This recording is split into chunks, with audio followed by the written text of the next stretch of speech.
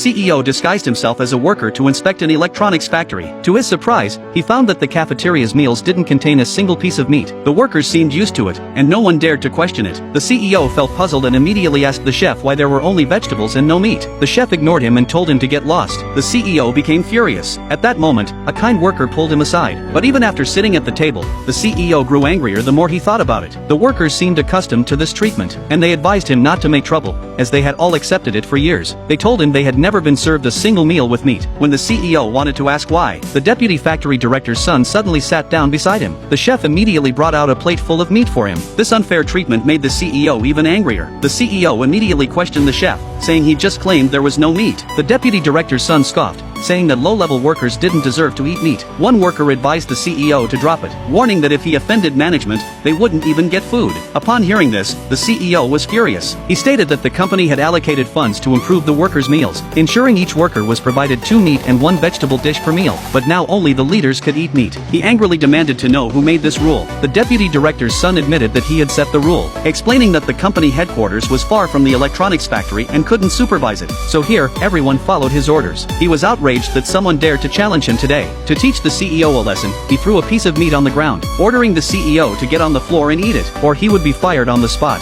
Seeing how arrogant the deputy director's son was, the CEO decided to teach him a lesson. He slowly rolled up his sleeves and started hitting the deputy director's son without mercy. The workers felt it was satisfying to watch, whispering among themselves in surprise that someone dared to hit the deputy director's son. A female worker remarked that, although it was unexpected, watching the son get beaten was quite satisfying. Subordinates quickly helped the deputy director's son to his feet, but when they moved to confront the CEO, they were intimidated by his presence. Still defiant, the deputy director's son ordered his men to call the head of HR. The HR director was actually the CEO's wife, though she didn't know her husband was the group's CEO. Seeing the deputy director's son injured, she scolded her husband for not valuing his job, and apologized to the deputy director's son on his behalf. The deputy director's son refused to accept her apology, insisting that workers who hit management must be fired. But since she pleaded so earnestly, he agreed to give her husband one last chance, demanding that he kneel and apologize immediately. However, the CEO refused to comply, and was ready to leave with his wife. The deputy director's son immediately ordered security to take him to the security room for a beating. At the critical moment, the CEO's secretary arrived just in time to stop them.